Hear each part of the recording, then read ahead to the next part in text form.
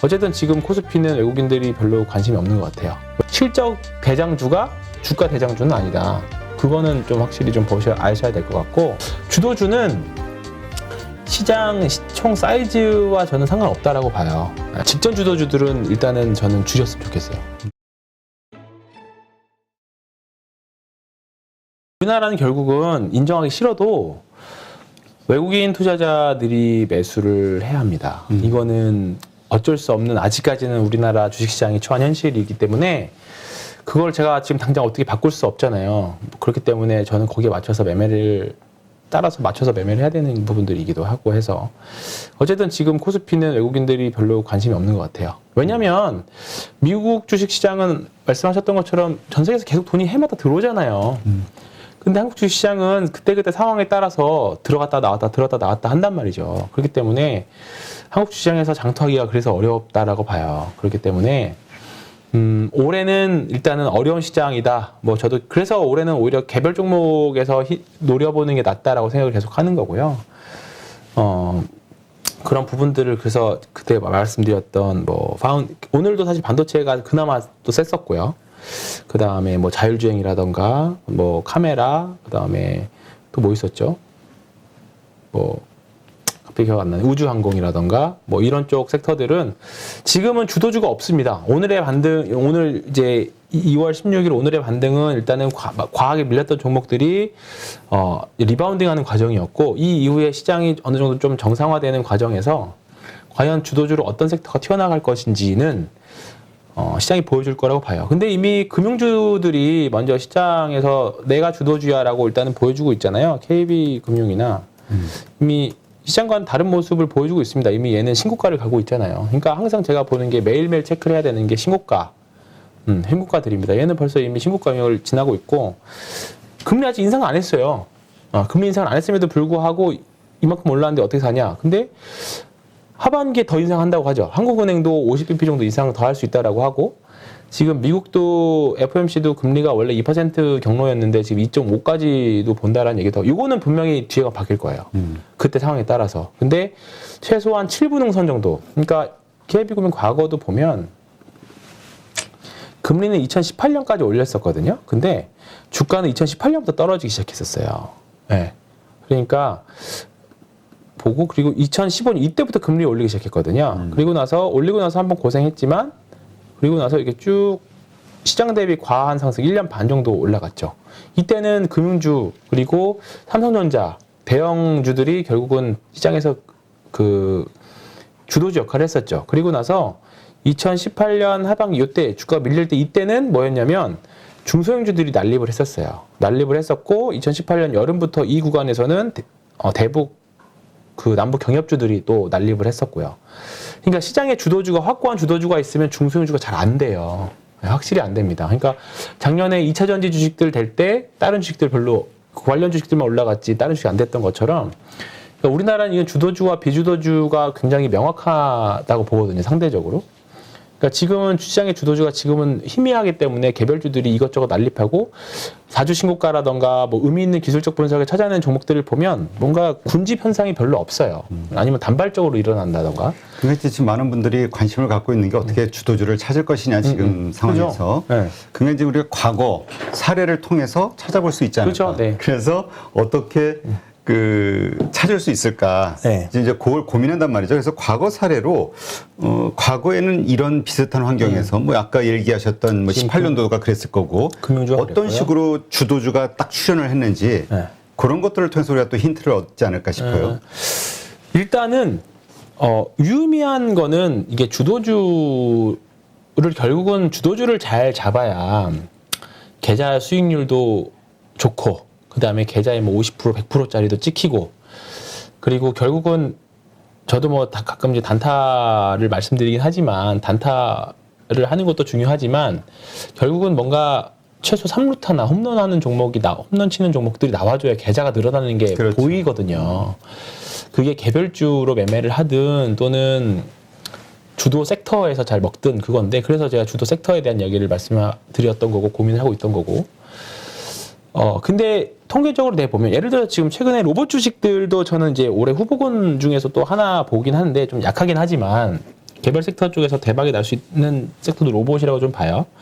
근데 봐볼게요. 제가 요즘에 관심 있게 보는 게 T-로보틱스라고 있습니다. 네. 이 차트를 보면 이제 좀 보이시죠? 여기서 12월부터 이제 대량 거래들이 막 나오기 시작했잖아요.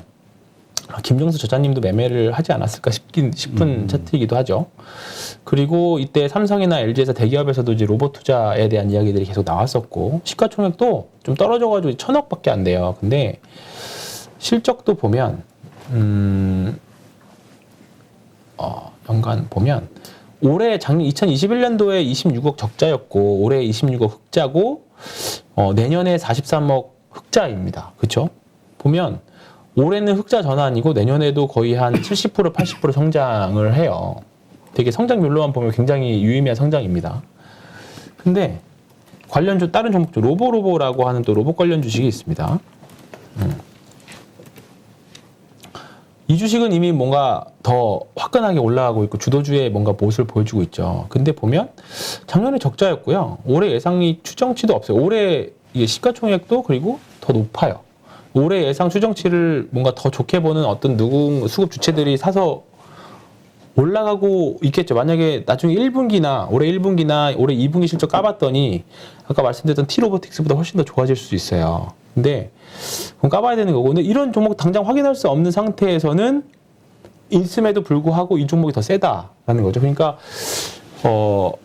주도주는 실적이 중요하지 방향성만 맞으면 되지 실적이 무조건 100% 일치하지 않는다.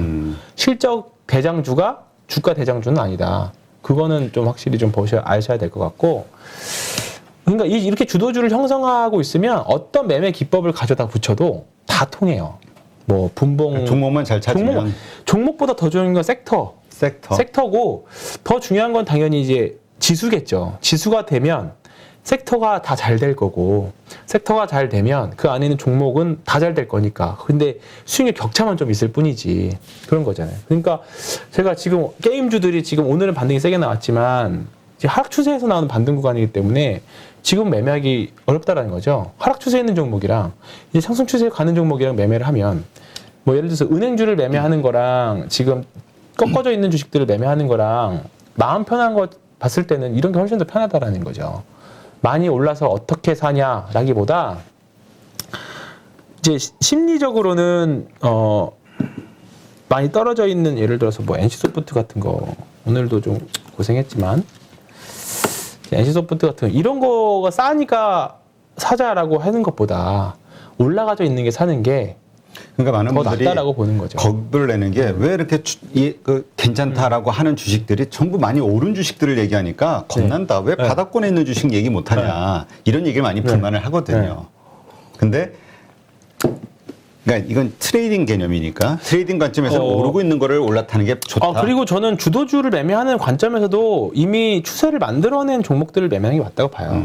하락 추세, 그러니까 얘가 이런 거를 기대하시는 걸 수도 있어요. 이거는 뭐 사실 NC소프트는 이제 오스템 임플란트 관련돼서 뭐 이제 좀 약간 수급 이슈가 있었던 종목이긴 한데, 그렇죠. 그것만 놓고 그냥 빼고 본다라고 하면 이런 데서 모아가지고 이렇게 빵 뜨는 거를 기대하시는 걸 수도 있기는 한데, 이거를 정말로 일시적인 정말로 운이었고요. 운이라고 보면 뭐 운인지 실력인지 모르겠습니다만 이런 거를 기대하기가 굉장히 어렵고, 이렇게 줄줄줄 흘러내리는 케이스들이 굉장히 많을 수 있다라는 거죠. 그러니까 카카오 같은 것도 마찬가지예요. 이거를 지금 사서 이것도 뭐 일시적으로 이제 많이 밀렸으니까 또 반등 구간이 또 이제 만들어지긴 하겠죠. 근데 과연 여기가 13만 원, 15만 원 넘어갈 수 있는 흐름을 만들어낼 수 있을까? 그런 거죠. 그렇기 때문에 이것보다는 여기서 매매하는 것보다 카카오 요 앞전에서 매매하는 게, 예를 들어서 카카오가 이제 여기서 매매를 했으면 횡보가 됐든 횡보가 됐든 정배열 만들고 올라가는 구간이잖아요. 여기서 매매했으면 좀 물리더라도 이렇게 이런 흐름이 나올 수 있었던 거죠. 근데 KB금융도 보면 지금 요 구간이 지금 거잖아요. 얘가 나중에 10만 원 갈지 어떻게 알아요? 그죠? 그러니까 차라리 매매를 해도 주도주나 추세 상승 구간에 있는 종목들을 매매하는 게 낫다. 그러니까 바닥에서 사는 분들은 뭐냐면, 바닥에 사서 이렇게 추세가 돌릴 걸로 예상을 하고 사는 건데, 그게 언젠지는 모르는 거죠. 시간과의 싸움인 거죠. 네, 그죠.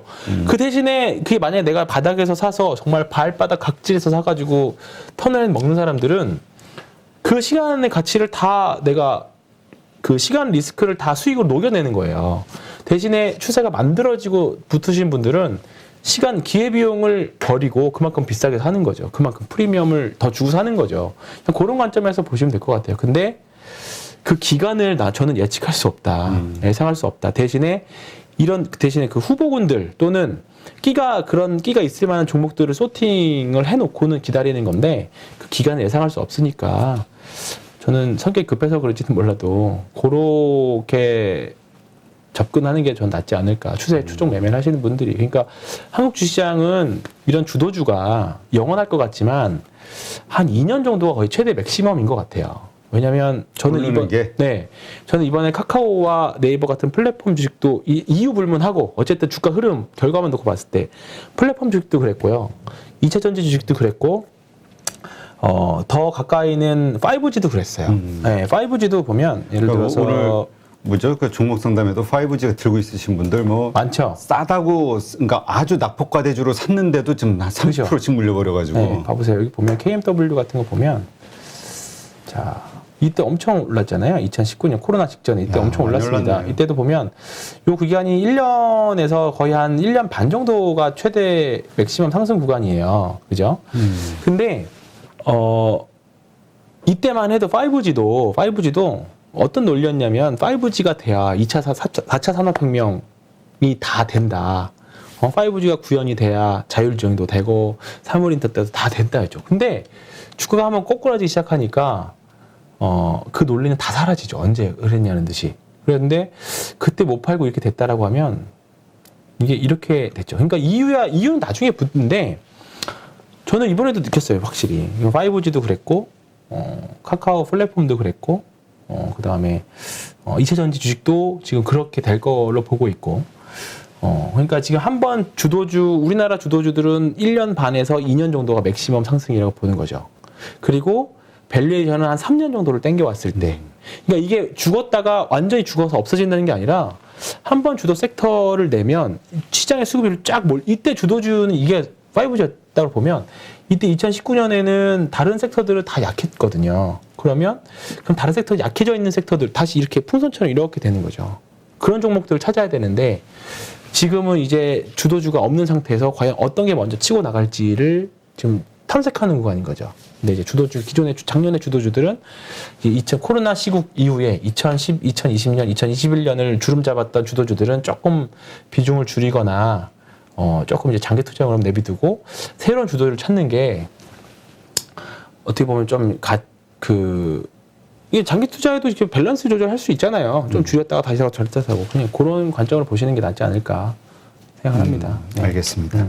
자, 그러니까 지금 얘기하셨듯이 내가 지금 주도주를 가지고 있지 않아요.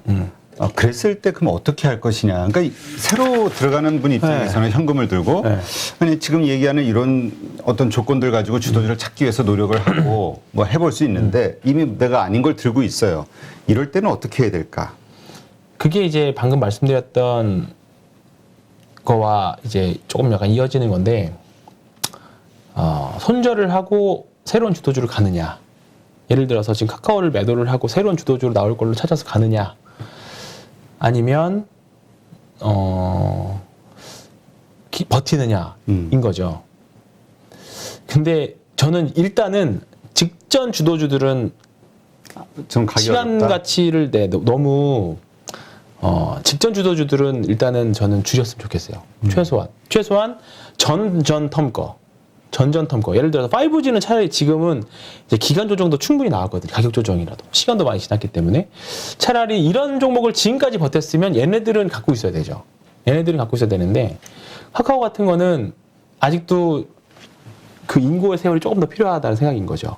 그래서 그 종목이 분명히 실적도 좋고 미래 성장성 좋은데 왜 안 오를까라고 생각을 하신다고 하면 한국 주식시장의 특징이라고밖에 말씀을 못 드릴 것 같아요. 이렇게 해왔었어요. 주도주가 특정 시즌을 탄다. 시즌을 타고 대신에 그 시즌을 탈 때는 대신에 화끈하게 주잖아요. 그렇죠. 네, 화끈하게 줘요. 그 대신에 빠질 때는 주도주에서 이탈했을 때는 정말 화끈하게 또 빠지죠. 고생대로 시키죠. 그러니까 그냥 제 고객님이라고 하면 저는 좀 바꿔 탈 것 같습니다. 새로운 주도주가 될 만한 걸로. 네. 그게 낮다라고 보고 어차피 똑같이 올라도 본전 개념이니까 새로운 관점에서 새로운 주도주를 찾아서 그거잖아요. 사실 새로운 주도주를 사라고 샀는데 그게 물릴까봐. 그렇죠. 네, 그거에 대한 고민이 그러니까 여기서도 있는데 물리고 저기서도 물리고. 근데 여기는 그나마 많이 떠 있으니까 떨어졌으니까 버티면 오르겠지가 되는 거고 새로 들어간 주식 또 물리면 더 손실이 있는 그렇지. 건데.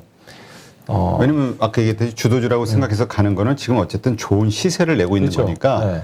이게 또 거꾸로지면 또 물리는 거죠. 근데 그 시세 내는 주도주가 이제 우리가 참가할 때 테마주라서 일시적으로 움직이는 건지 그게 되게 중요해요. 테마주나 일시적, 예를 들어 정치 테마주, 그 다음에 뭐 잠깐 뭐 어떠한 정치인 발언으로 인한 일시적인 테마주라고 하면 그런 것들은 주도주가 아닌 거고. 근데 이제 정치인 테마주 같은 경우는 우리가 그게 딱 공감을 하는데 지난번처럼 메타버스 테마라든가 네. 막 이런 테마들이 나오면 네. 헷갈리는 거예요. 이게 네. 분명히 세상을 바꿀 빅 트렌드라고 그렇죠. 생각이 되거든요. 네. 오래 갈 것 네, 같고. 네. 근데 그래서 고점 대비 뭐 30% 조정 뭐 이런 뭐 말씀드리긴 했지만 그냥 올해 메타버스도 저는 굉장히 좀 엄청난 아직도 희망찬 메시지들이 많이 나오는데 제 기준에서는 이미 이탈했어요. 주도주 군에서. 그렇기 때문에 게임주들 자체를 지금은 좀 별로 좋게 볼 수밖에. 오늘은 뭐 이렇게 뭐 많이 밀렸다가 반등 오늘 세게 나왔는데 뭐 무슨 의미예요? 그 위에서 이미 저는 다 매도에 대한 생각을 하고 있었는데 그러니까 지금 이렇게 단타로만 접근하시는 게 좋을 것 같고요. 새로운 주도주를 찾는 게 나을 것 같다라는 거죠. 되게 조심스러운 멘트긴 합니다만 결국은 한국은 주도주를 잘 찾아야 돼요. 저도 이번에 사실 2015년부터 지금 정도까지 주도주의 생로병사를 솔직히 몸에 이제 좀 각인이 되게 좀 새긴 것 같아요. 그래서 같이 이제 주식하시는 분들이 계속 이제 주도주는 이제 찾을 수 있겠다. 다음 주도주에 정말 크게 한번 배팅해서 잘 해보자. 예, 사실 그 생각들을 말씀들 하고 계시죠. 예. 자, 그러면 지금 황 팀장님이 이제 주도주라고 생각해서 그러니까 생각하고 있는 섹터들이 있을 거 아니에요. 그런 섹터들을 이제 지난번에 얘기하신 게 이제 반도체 IT, 그 다음에 예. 그 다음에 이제 뭐였죠? 2차 전지 장비였나요? 아니요. 우주항공 쪽, 그 다음에 뭐 폴더블, 자율주행 쪽인 거죠. 예. 근데 여기서 새로운 개념이 또 등장할 수도 있어요. 예. 그래서 뭘까 계속 고민하는 게 작년 같은 경우에는 작년 3월달, 4월달에 메타버스나 NFT와 관련된 리포트들이 많이 나왔었어요. 그래서 작년 여름에 저희가 영상 찍었을 때 템베거 메타버스에서 템베거 나올 것 같다라는 영상도 한번 찍었었잖아요. 그러면서 생각보다 빠르게 가을에 팡 튀어가 저도 이게 이 정도인가? 그래 의아했을 정도였었는데 그래서 저는 매일매일 대량의 리포트가 어떤 산업 리포트가 나오는지 시장 트렌드가 뭔지에 대한 공부를 계속해요. 근데 지금 별로 없어요. 예, 다들 지금 뭔가 전체 미국도 그렇고 뭐 이제 경기 긴축에 대한 이야기들 많다 보니까 리스크를 관리하는 구간이지 뭔가 새로운 뭔가 핵심 트렌드가 나와가지고 시장을 뭔가 확 관통하는 트렌드가 나오느냐 사실 그런 구간은 아니거든요. 근데 3월 좀 지나면 항상 그랬던 것처럼 또 뭔가 빅 이슈가 또 나올 겁니다. 그리고 올해도 분명히 단기간에 2배, 3배 갈 수 있는 주도 섹터나 주도주들이 분명히 나올 거고 주도주는 시장 총 사이즈와 저는 상관없다라고 봐요. 예. 분명히 크고 작건 간의 시장의 자금을 빨아들일 수 있는 뭔가 어떤 한 트렌드를 형성하는 뭔가가 분명히 나올 겁니다. 예. 그래서 제가 제일 좋아하는 사이즈가 중형주에서는 한 2조에서 3천 사이. 지금 현대 오토웨버가 그 정도거든요. 그리고 시가총액 아예 작은 소형주에서는 시가총액 2천억에서 3천억 사이. 이 정도에 있는 구분들을 굉장히 계속 주의 있게 봐요. 그러면 시가총액 2조에 3천 사이가 한 시가총액 1조 정도까지.